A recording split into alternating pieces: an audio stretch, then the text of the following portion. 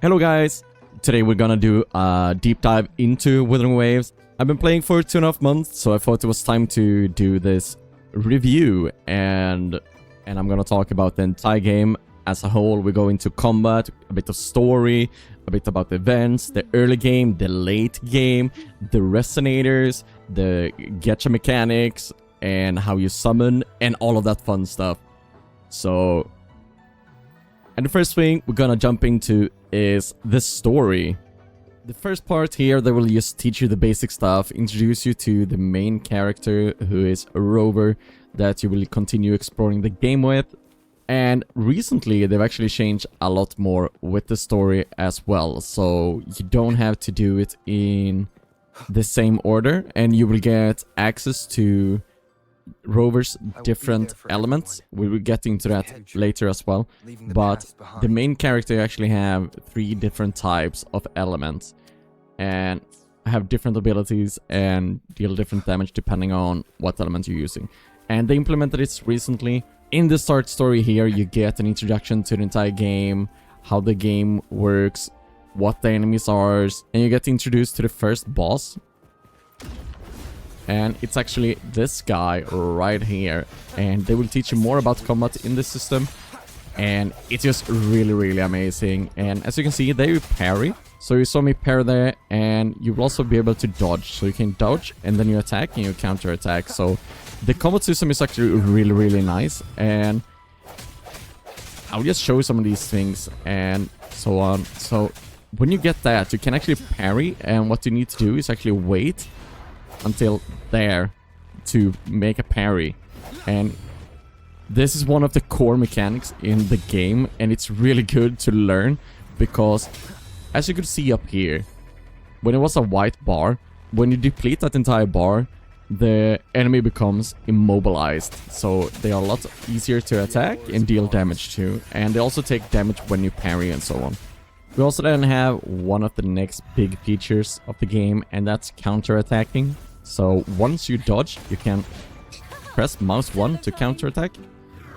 And that's also a really good way in combat that just makes you feel really good about combat and makes it so much easier to deal damage as well. So that's just some basic of the battle or combat mechanics. And we of course also have all of the intro and outro abilities of Resonators. So we have this thing called Concertor down here that when you are attacking and doing different abilities, you get Concertor. So you can see when I dodged there, I got some more. So let's see here. There I got some more again. And with the Concerto, I can use the outro ability of my rover here. And for example, if I were to switch to Phoebe, she gets her intro skill as well, because we have that Concerto filled. And depending on the Resonator, you will have different abilities. And that's just something you need to learn over time. But as you might figure out that depending on what team you're using, you have these different synergies. For example, some outro skills might buff heavy attacks.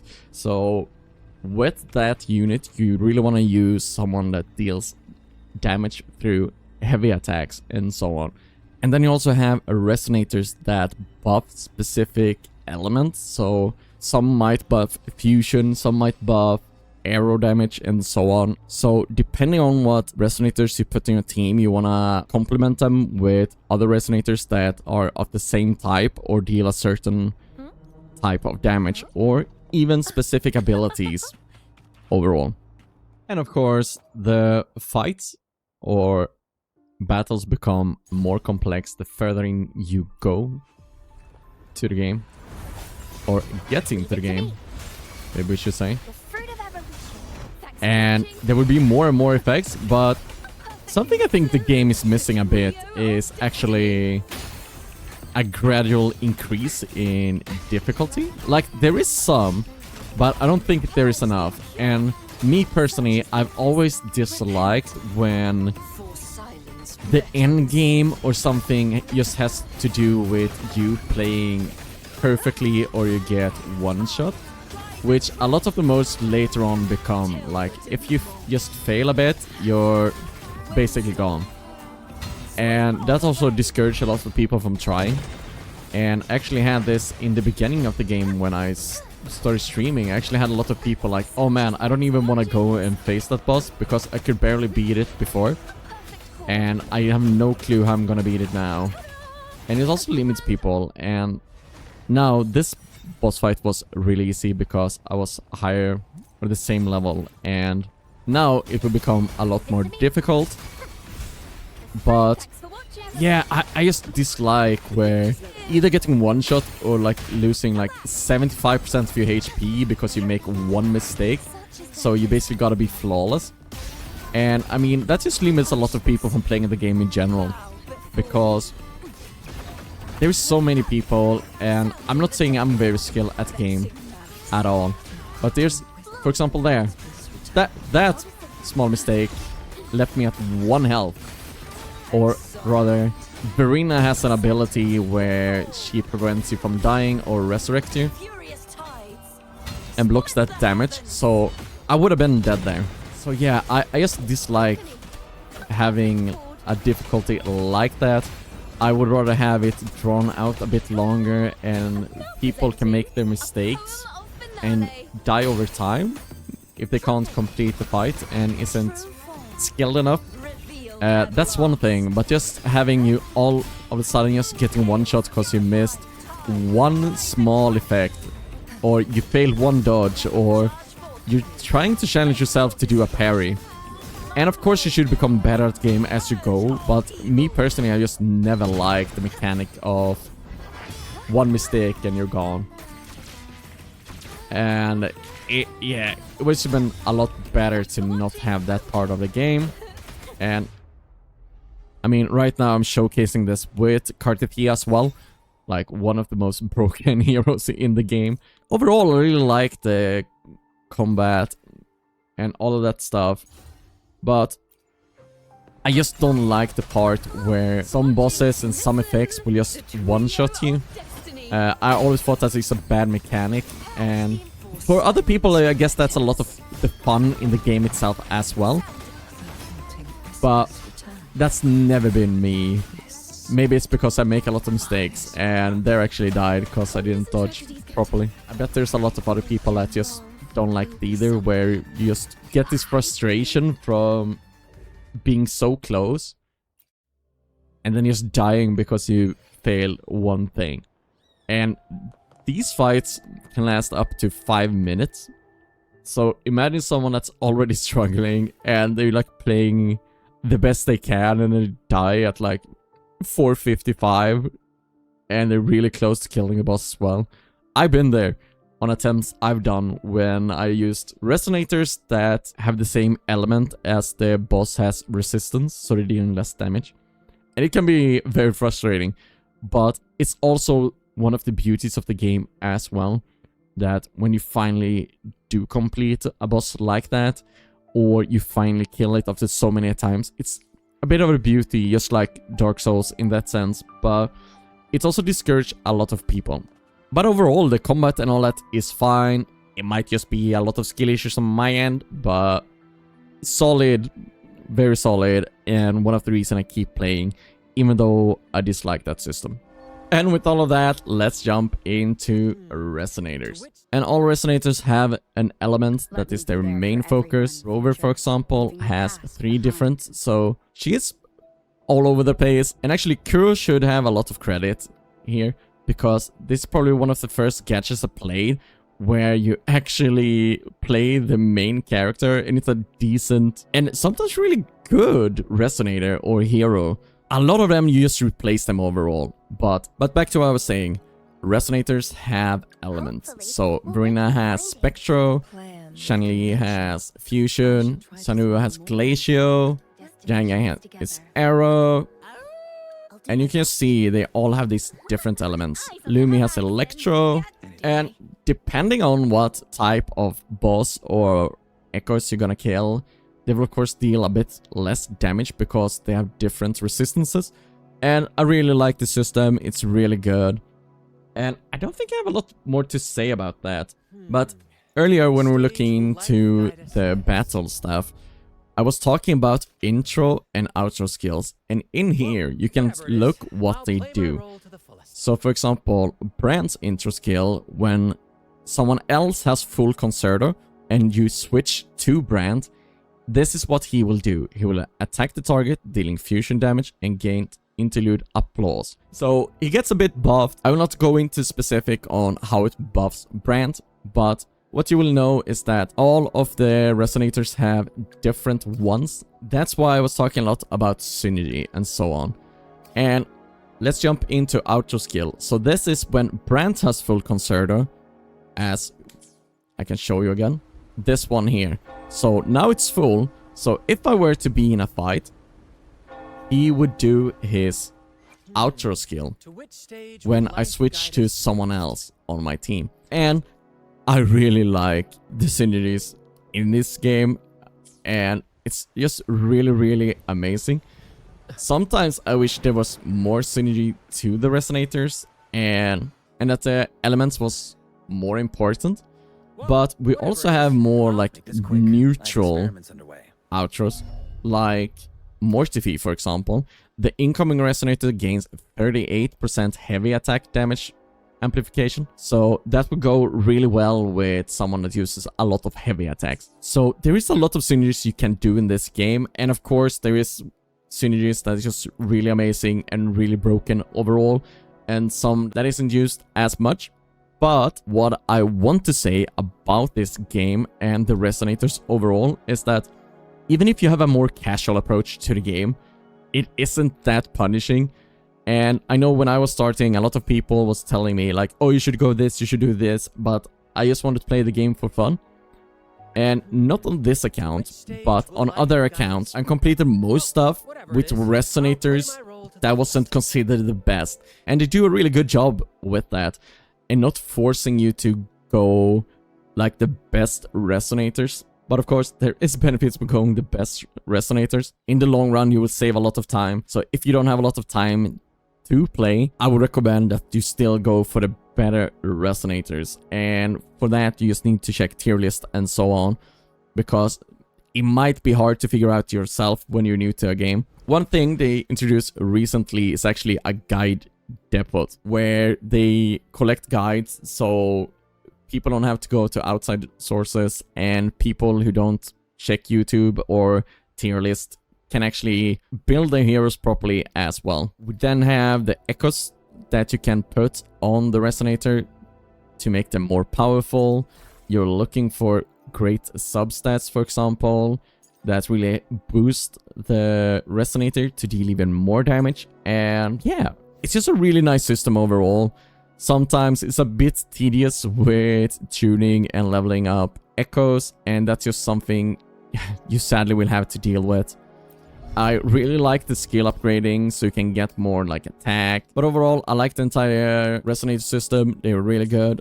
And every time you get a new Resonator, you will be able to go into the guidebook and you will find a new Resonator in here. So you can proceed, you can go into guild training, and they will teach you how the hero works and present all of the different abilities. So really good system, really like it.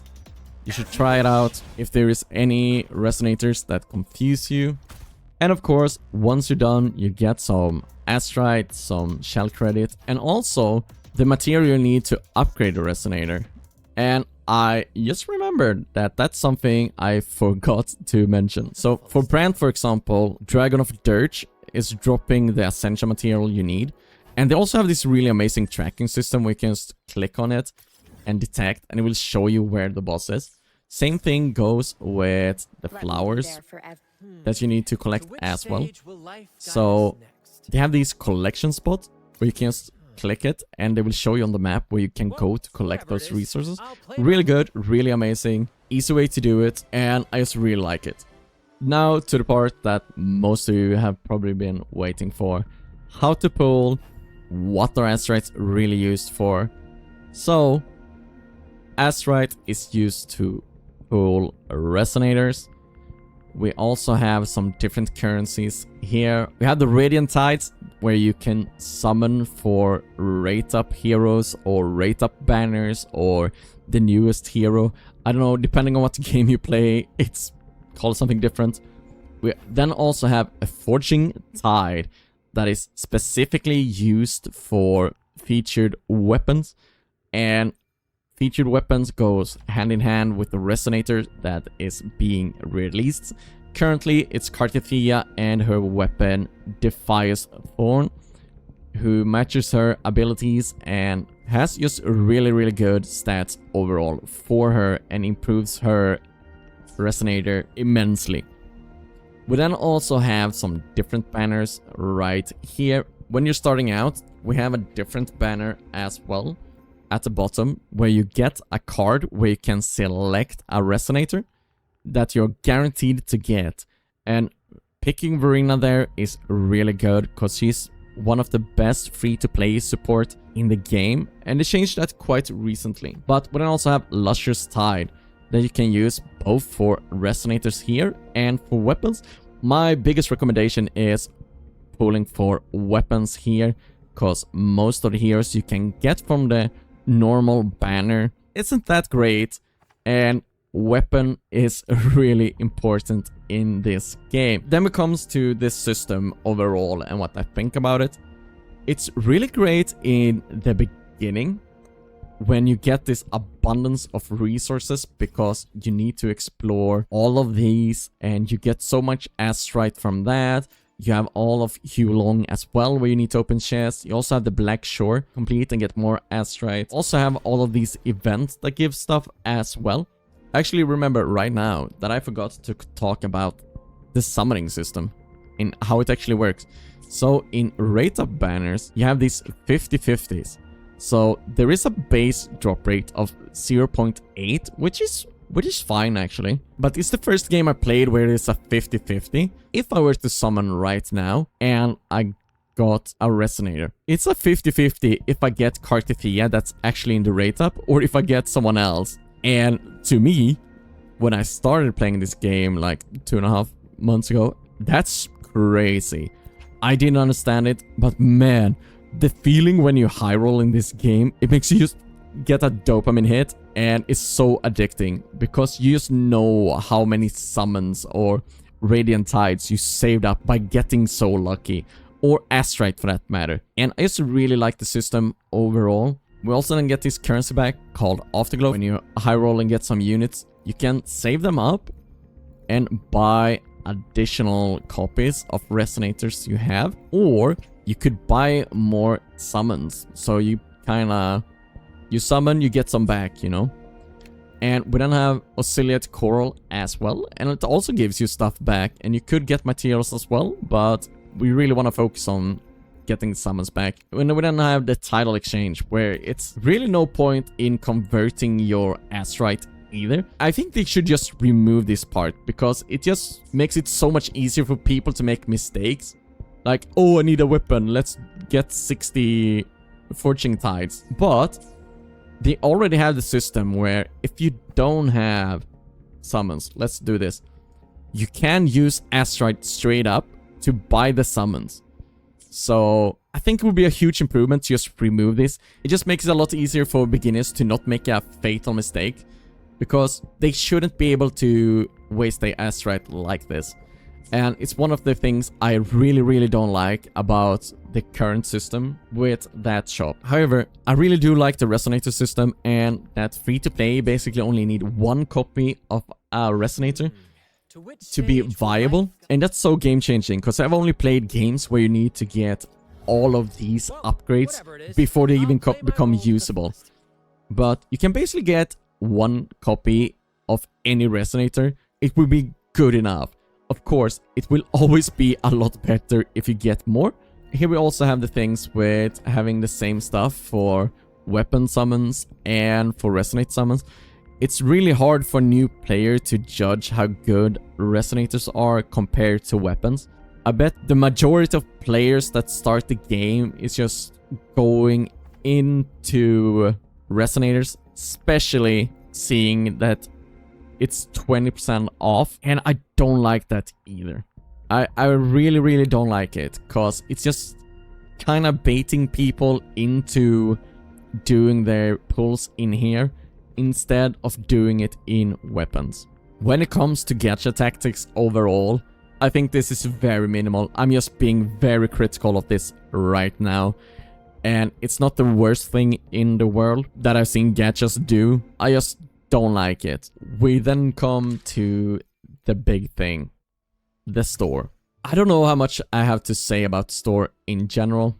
If we go into bundles, there is some stuff here, but in my eyes, a lot of it is not worth buying except for the Lunite subscription. We also have the podcast, of course, that I haven't spoken about yet, because I waited for this segment to do it as well.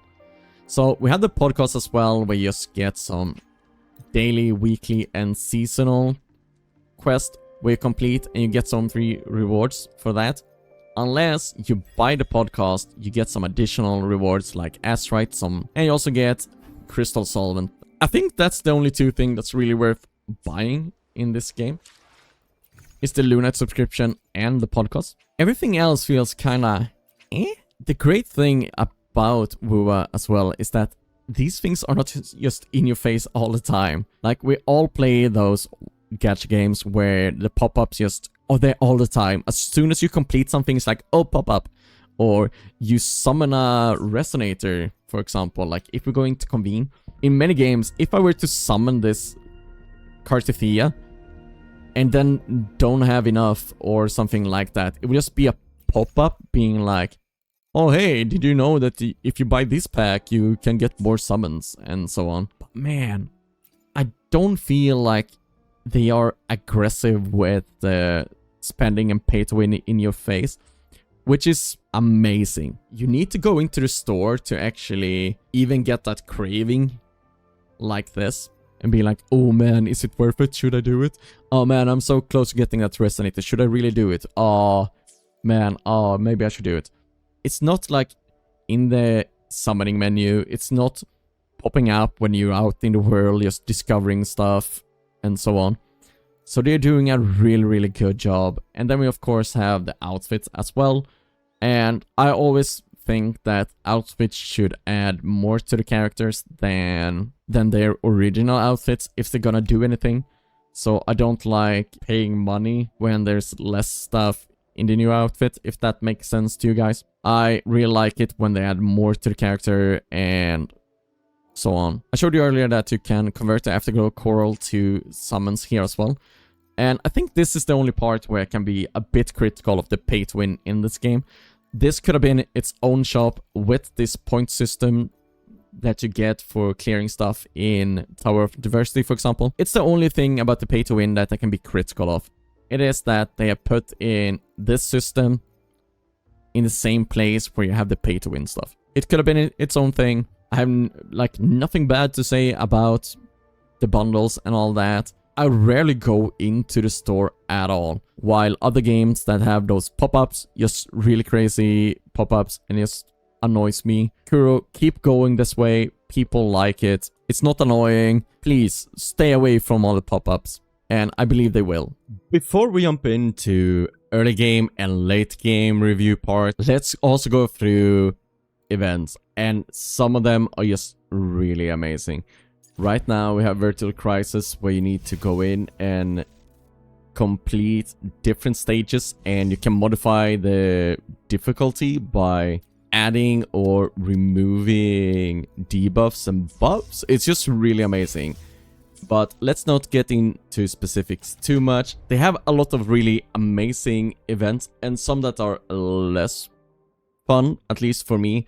They have this watch films, for example, jump into this like platformer roguelike stuff where you need to collect stuff and you complete the story and so on. I don't really like it that much. I think it's they can improve a bit with it, just giving some quality of life stuff. We have the new card event that's just really amazing. It's so addicting and it's just a lot of fun. I hope they come out with even more stuff like this. I really like it. They have exploration stuff in the new world or new region, that's Septimont. And we have even more here. We have stuff where you go and explore. They have a gift that gives you summons. They have easy trial stuff where you just play some heroes and get rewards. This is Whimpering Ways. We'll go further into that later on. Thousand Gates is actually a weekly mode where you get new challenges every week, and it's a roguelike. And then you get more trial stuff. This is the holograms, and they just have a lot of events ongoing the entire time. And here we actually have Tower of Adversity as well, that we'll go into later when we talk about the late game as well. And we then have more permanent events, like this had to do with some story. This you play Resonators as cubes and so on. It's just really fun. We of course have a fishing one. And then we have one where you collect stamps by completing different goals or missions, and you get rewards from that as well.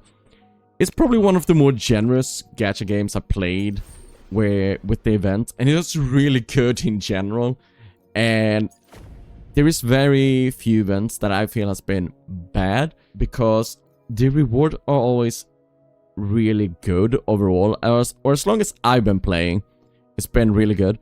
So it's hard to say that the events are bad, because I feel like the time and effort I put in has always been worth it because of the rewards themselves. Even though there's events I don't like, I just think that overall I can see what they're going for, and I know different people will enjoy it.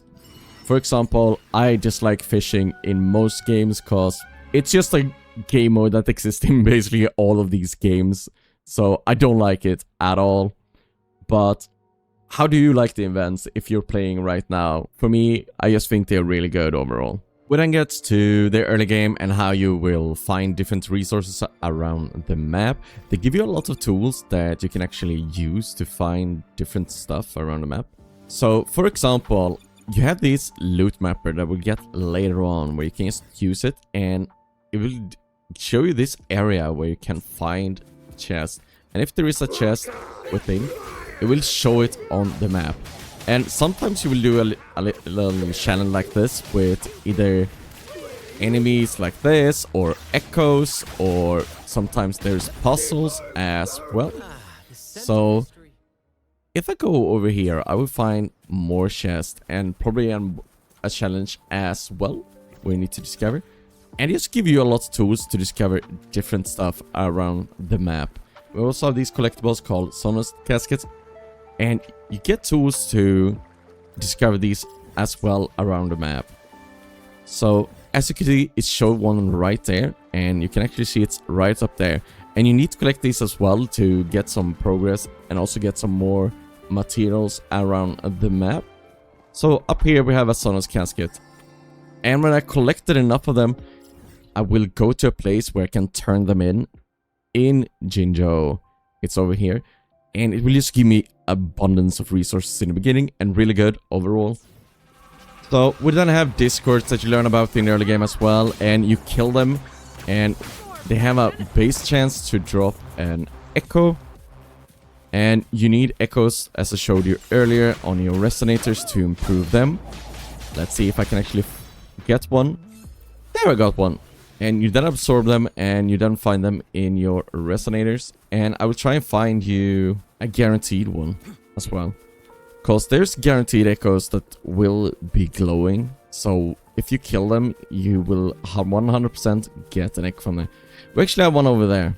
And as you can see, the echo right here is a bit different compared to everyone else here. And that's because this Discord has a 100% drop rate. So not that guy, I just was lucky there. But this guy does 100% drop an echo. And farming these guys and stuff in the map is some of the early game stuff you will have to deal with, and it's a really great system. I really like it, and you usually just get sidetracked really easily when you're doing quests and so on, because you find something interesting on the map, or you feel like you need to do it right away. And you also have this great custom marker stuff as well, and you also have a lot of stuff to do. So in the map itself, you have splashes, beacons, Sunless Casket, viewpoints, blob flies, and area quests that you need to do in every single region or zone And this is like your biggest way to get additional resources overall. We also have quests. We have all different type of quests. We have the main quest, that's the story. We have tutorials. We have companion stories that's really amazing, where you get a deep dive into the characters or resonators in the game. You have event quests that based on events. You have exploration that if you complete them, they usually change something about the map or the world. An area can, example, get rid of a poison fog and so on. Really cool. We also have massive side quests that also gives a lot of resources. And we then have a daily quest, also gives some resources. But in the early game, you will also have to focus on something called union level. And with union level, it decides how much resources you get from bosses like this, how many tacit cores you'll get, for example. Here to decide on how many monument bells you get from the weekly boss. We then have stuff like this that is weapon and skill materials that you need to upgrade weapons on your resonators or their skills. And it will also decide on what tier you can get here and how many you get of each resource. And of course, the rarest one you have is a bit of an RG if you get it at all. And it's a really good system overall. Sometimes it feels like union level is taking way too long. And it's locking some other key features like the databank. And the databank has to do with echoes, so it tells you what drop rarity you can get and the percentage you can get from echoes when you kill them in the world. And of course, the later on you get, the higher tier you can get and the higher percentage you get as well. Usually what you see is people get to 18 really quickly and then they are locked behind not being union level 40. And once you get to 21, you get 100% drop rate on the highest tier of echoes. And it can be a bit frustrating when you're in the beginning, want to make your resonators a lot stronger, but you don't want to overfarm echoes when you can't guarantee yourself to get 5 stars. So it's about a bit of a mismatch there. It's not too bad, and your end goal is to get to union level 60. That's when you can max out your level on your resonators to 90, because that's the max level, and that's when you get more resources from the stuff you need to use wave plates for. But before we jump into wave plates, we have the guidebook filled with different phases that will guide you through the game as well. It will tell you when you need to level up a resonator, you need to when you need to equip a weapon and so on. And the further you go, the higher you need to get, the more challenging stuff you will need to complete as well. And this will also, once you get a bit higher up, it will also be locked behind union level stuff. We then get into wave plates, and wave plates is the energy you spend to complete stuff like the weapon and skill material stuff, tacit cores or essential materials to upgrade your resonators, or getting monument bells, for example, from weekly bosses that you also need to upgrade skills. So you have this energy system where you get X amount a day and you need to use it efficiently to upgrade your resonators, your weapons, your skills. And they also given you a reserve where you can get up to 480 of them. So if you miss out and you get full wave plates one day, it's not the biggest deal, but maybe you get a bit of a slower rate of wave plates, or it takes longer to recover wave plates when it's full. So there you have the early game, and you will spend so much time exploring the map and getting resources. As you can see right now, I see some mudflies here, I see down here there will be some echoes, and I can grab that one for some astrite. I can activate this pylon right ahead of me, and discords will come and attack it, and I will have to defend it to get the chest. And man, there's just so much stuff, and you will easily get sidetracked and lost in the exploration. So we then get to the in-game stuff, and you've done most things in the game, and you get into stuff like the Whimpering Waste, where you have different modes as well. What you need to do is push down here, and at the 7th, here is when you will start getting, like, on a monthly basis, these will reset, and you need to get about 15k points in the first respawning watchers chasm, and you need to get 4.5k or 4,500 in torrents as well. And they work a bit differently. From the 7th boat here, you're basically up against different enemies, and you have these 2 waves of enemies you need to complete. You have a first half and a second half, and you will get different buffs and challenges with this as well. So your tactics will change a bit, and we also have these tokens that buff different stuff, and I'm not going to deep dive into each of one of them.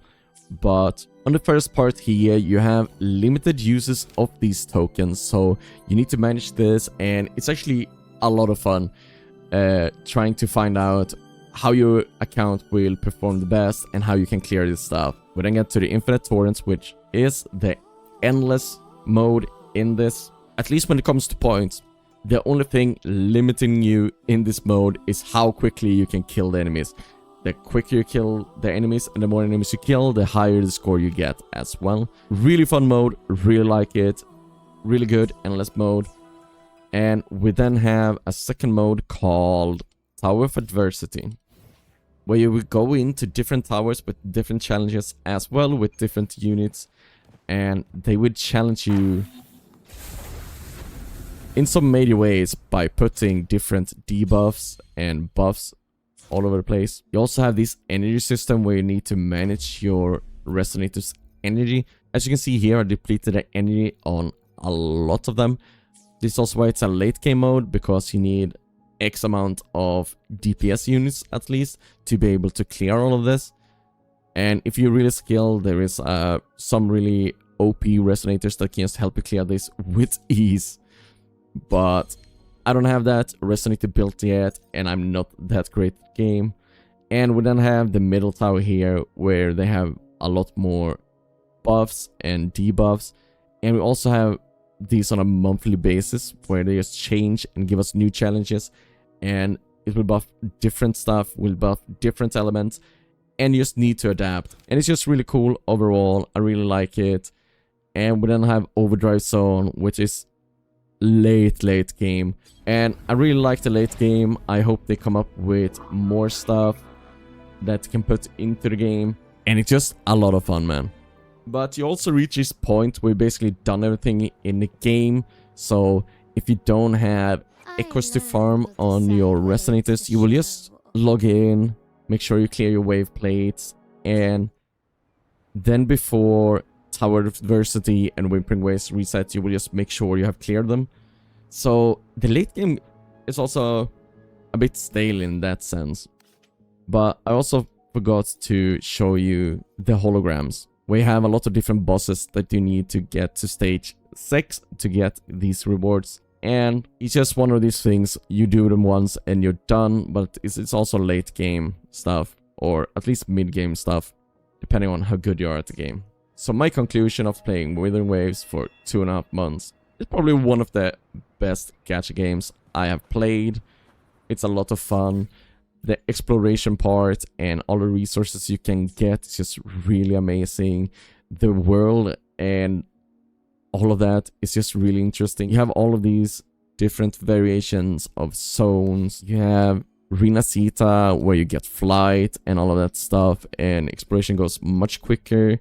They made a lot of amazing changes and keep adding quality of life stuff. The only major thing I would like them to add has to do with echoes and get a better management for when it comes to this thing called data merging or batch merging, because it's so annoying that every time you merge like this, I'm just gonna show you right now, you will have to go into every single individual echo here and lock them.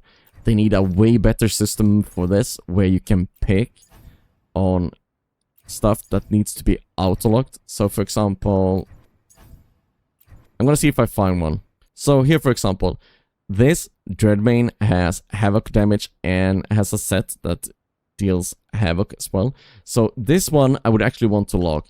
So what they need to do is let us players set rules where they auto-lock echoes, so we never have to look at them in here.